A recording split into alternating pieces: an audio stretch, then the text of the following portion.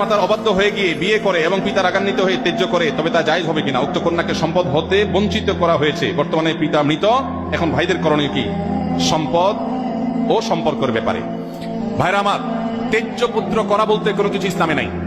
ইসলামে রক্ত সম্পর্কেও কাউকে কখনো ত্যাগ করা যায় না। আত্মীয়তা সম্পর্ক রক্ষা করা কি সুন্নত না ফরজ?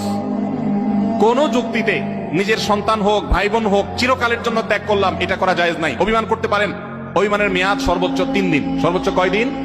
লা ইয়াহিল্লু লিমুসলিমিন আন ইয়াহজুরা আখাহু ফাওকা সালাসি লায়াল। 3 দিনের বেশি কোনো মুসলমানের সাথে আপনি সম্পর্ক ছিন্ন করে থাকা জায়েজ নয়। অতএব 3 দিন রাগ করে থাকতে পারেন। এরপর আস্তে আস্তে আপনি কথা বেশি না আবার একটু বলেন, একটু অভিমান করে থাকেন শাসনের নিয়তে, তাকে কথা না বলে থাকলেন, সেটা করতে পারেন। কিন্তু ত্যায্য করে দিলেন, সম্পদ থেকে বঞ্চিত করলেন, এ অধিকার নাই। যত বড় অন্যায় করে সে অন্যায় করলে আল্লাহর কাছে দায়ী হবে, তাই বলে আপনি সম্পদ থেকে বঞ্চিত করতে পারেন না। কোনো বাবা যদি এটা করে যান, তার মৃত্যুর পর সন্তান ছেলেরা যারা আছেন তারা মেয়েকে বাবা বঞ্চিত করলেও ওই সম্পদে মেয়ের যতটুকু হক আছে ততটুকু মেয়েকে ফেরত দিতে হবে, না হলে এই ভাইরাও কিন্তু গুনাহগার।